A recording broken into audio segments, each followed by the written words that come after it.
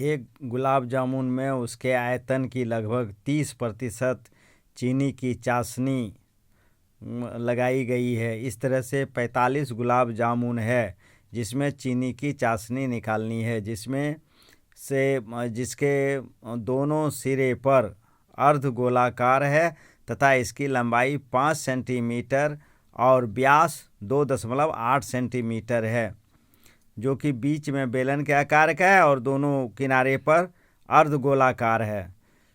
तो इसका फिगर बना दिया गया है। तो बेलनाकार भाग की त्रिज्या बराबर अर्धगोले की त्रिज्या, तो व्यास दिया हुआ है 2.8/2 हो गया, इसका मतलब हो गया त्रिज्या 1.4 सेंटीमीटर। तो गुलाब जामुन का आयतन निकालना है। तो गुलाब जामुन का आयतन बराबर हो गया बेलन का आयतन और प्लस 2 गुना अर्धगोले का आयतन, तो जो कि बेलन का आयतन हो गया πr² प्लस 2 गुना अर्धगोले का आयतन। अर्धगोले का आयतन हो गया 2/3 πr³।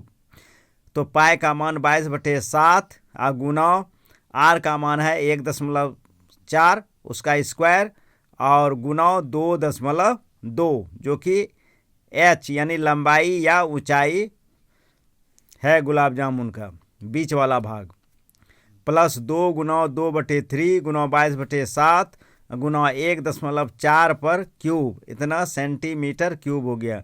फिर 22/7 गुना 1.96 और ब्रैकेट में हो गया 2.2 प्लस 4/3 गुना 1.4, फिर बराबर हो गया 22/7 गुना 1.96 और ब्रैकेट में हो गया लघुत्तम लिया गया है 3, उसके बाद 3 से हो गया 22×3 = 66 यानी 6.6 प्लस हो गया 14 चौके 56 यानी 5.6/3, दोनों को जोड़ दिया गया है, जो कि बराबर हो गया 22/7 गुना 1.96 गुना 12.2/3 सेंटीमीटर क्यूब।